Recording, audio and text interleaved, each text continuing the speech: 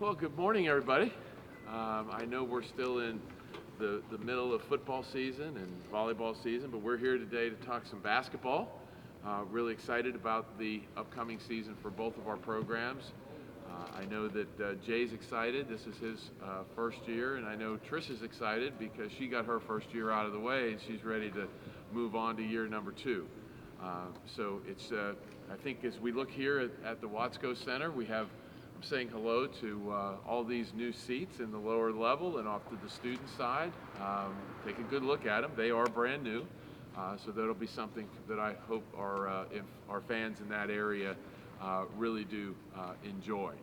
A lot of changes in college basketball right now, and a lot of teams have flipped over their rosters, and we can raise our hand and say we are one of those. We have 2 young women coming back from last year's women's team, and we have 0 young men coming back from last year's men's team. So looking forward to opening up that present. It's Christmas morning, see what we're going to get. I know that they've been working very, very hard in both programs. Had an opportunity to see some practices with both the men and the women, and just excited about where we can go. Really good quality people here representing the University of Miami. We're obviously, it's going to be a tough schedule because we're going to play 18 games in the ACC on the men's side. That's a little change from last year. So we'll see how that goes. And really here to answer any questions you may have regarding basketball or other things going on in intercollegiate athletics. Dan, I wanted to ask, welcome back and all that. How does the excitement around the football team, the success of the football team, does that trickle to the other sports, and particularly basketball? Are you seeing that energizes the basketball fan base? What do you think it has an effect what the football team does? I think it does because success breeds success, as we always say. But I think that as we move into the basketball season, we're looking for basketball to create its own identity, its own fan base. Certainly, there's a lot of crossover between the two, but you market the programs differently because one program has its plays its games at Hard Rock Stadium, which is not on campus. One does. So the way we go about marketing to our community, to our students, is a little bit different for men's and women's basketball. So we'll see some things maybe a little different as it relates to that. But yes, anytime you have success within your program, I think you see some positives that move on to other parts of the program as well. Dan, obviously, you guys go through the hiring process back in the spring, bring in Jay, bring in the staff, and you get to know him somewhat during that process. But just over the last 6-7 months, what have you learned about him? What has anything surprised you about him, or just what's he like to work with? Well, I don't know that anything surprised me. I think we've gotten what we thought we were going to get, and that's someone who is just incredibly hardworking, 24/7. Looking to make Miami men's basketball the best it can be. He surrounded himself by a really good staff of people. I knew one of his staff members really well, Charlton Young. Charlton was on the staff when I was at Georgia Tech back in the late 2000s. So I had an opportunity to reconnect with Charlton, and he's Miami, and he has a great gift of being able to sell this area, sell the University of Miami. So I think he's going to be a really important part of our coaching staff moving forward. So, but Jay and his ability to recruit and bring high-quality young men here, I think we got what we thought we were going to get. When you talk about selling, how difficult is it to sell when everybody's new? I mean, there's no continuity. People knew Norchad, O'Meara, they knew some of the players, and so they came back to see the players that they like. This year, even the season ticket holders don't know who any of these guys are. How do you market a team that no one knows anything about? Well, we have a lot of scorecards available, when people walk in, to be able to let them know that. Who the players are. You can't tell the players without a scorecard, that whole thing. So we'll be first and foremost with that. But I think it's going to be a building process. Look, none of these things spin on a dime, okay? Whether it's the players getting used to the coaches getting used to the players, our fans getting used to how we're going to play it, which I think is going to be quite different than what we had seen for the last number of years under Coach L. So that's going to be a little different, and I think we'll see some momentum going as the season comes along. Yesterday, I guess, was one of those days where it was a sports equinox, where you had Major League Baseball, the NFL, the NHL, and the NBA all playing. That's an awful lot of stuff going on, and we live in a part of the world where an awful lot of stuff going on is just kind of like a day. There's a lot of things going on here, so we need to make sure that our product continues to move along. It's successful and it gains momentum, and I think we'll get the support from the community. We always have, so we're looking forward to that. Hey Dan, everybody knows about the resources that have gone to football, but they don't know so much about how much the university has stepped up for basketball. And I know the NIL budgets have more than doubled, and you guys have really gotten behind Jay as a first-time head coach, a new hire. How significant is all that? Well, it is significant. I think that we tried to do things to make sure that we were competitive in the marketplace. I think Jay would tell you that. I think Tricia would tell you that. So we want to make sure that both of these programs have the resources to be able to move along and be in a very competitive marketplace, which is what we have right now in intercollegiate athletics and particularly ACC basketball. So we hope that all of those things kind of move along, create great returns on the investment, and we'll continue to help our coaches move along with that part of their job as time moves on into their third or second year as they move on. On the football side of things, obviously this is the first year with the ACC where revenue is going to be connected, revenue distribution is going to be connected to viewership. I think the viewership, if I remember right, for the football team has been pretty good. A lot of top couple games in a weekend over the first 6-7 weeks.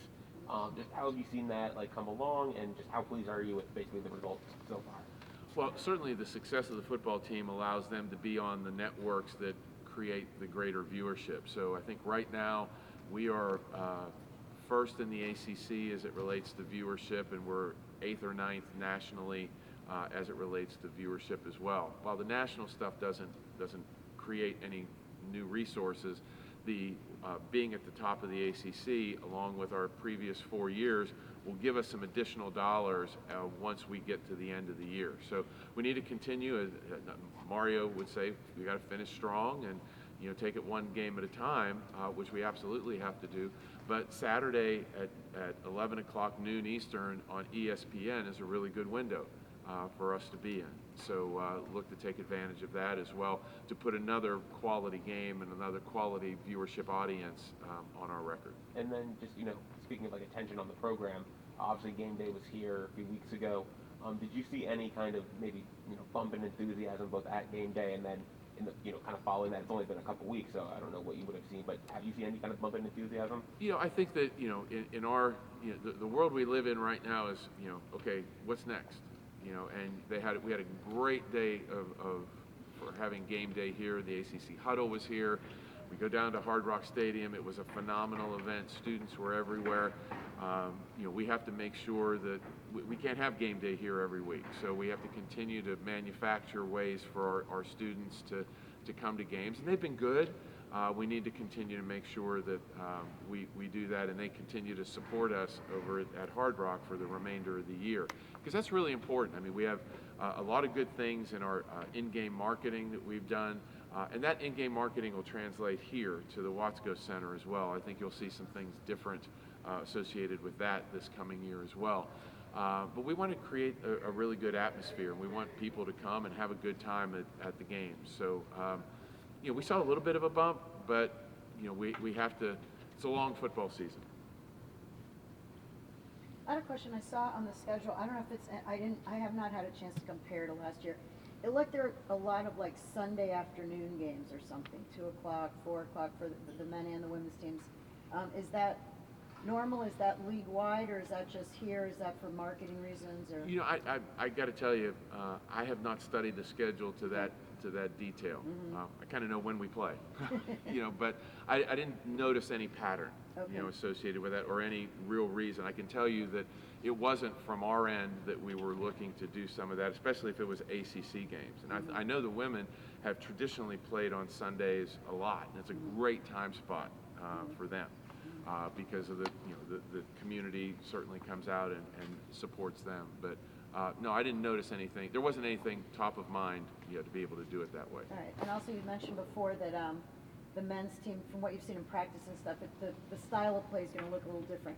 What are you seeing just as a spectator? What do you think will be different? Well, I think we're very big, and I think we're going to be very physical. We have some incredible athletes on that side, from coming in, all the new people. They're blending together.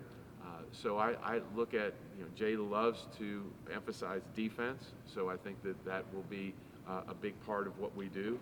But I'll let him get into all the details of it. They're just a lot of big young men walking around here. So I think that's going to be, just physically when you look at them, it's going to seem different. And Dan, I remember we spoke to you. It had already been announced when we spoke to you before football season about the ACC going to 9 football games per 9 conference games a year. And since then, you guys obviously immediately canceled the South Carolina series. Just with 9 conference games, only getting 3 non-conference spots. I guess what's going to be the driver, the decision making when it comes to scheduling non-conference games going forward? Well, we're going to have to place our other Power 4 game, because we're going to play 10 Power 4 games. We're going to have to place that into the schedule, understanding where we play Notre Dame, because Notre Dame, obviously doesn't always have a partner with it, or we always don't play them home one year, away the next. So we're going to be playing out in Las Vegas against Utah. We're going to play Notre Dame. We have a series with Auburn. We have a game against Michigan State that is a makeup game from COVID. So we have a couple of opportunities in there to add another Power 4, but we don't have it's not urgent right now to do that. We want to make sure that we can get a good team to come in here and play. I believe it might be 32 or 33, so we have some time to be able to pull that together.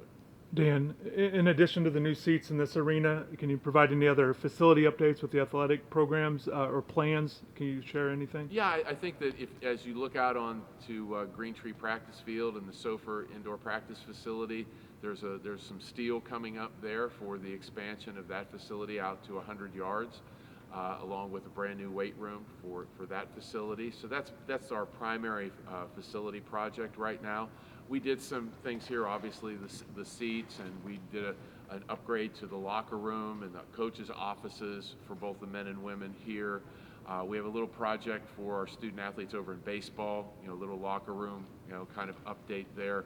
But the big project that we have going on is the indoor practice facility project, and that's going along really well. Hope to have it done early this summer. Any other questions for Dan? I know you talked in the past about a potential softball program. Any updates on anything like that in the future? I think right now we're still making sure that we can take care of, through all of the NIL world, the rev share and facilities, what we have right now. It'd be great to add on something, but at this point in time, we're not really focused on adding. We're focused on making sure what we have continues to do great things.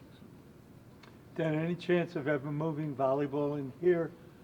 Yeah, there's always a chance to be able to do that. I think we have to make sure that that's the right move for us, because obviously playing in the night gym is an incredible atmosphere. I think that there's opportunity maybe to do that down the road, but certainly we have the ability to do it. I mean, there's nothing really stopping us from that. Just, is that the right move for us to be able to do that? Yeah, there's been an overflow every game. People not getting in. Yeah, there's been some. For some of the games, not each one, but for a lot of them there are. But you have to balance that by, okay, if you move it in here, is the overflow enough to continue to have that kind of great atmosphere that we have?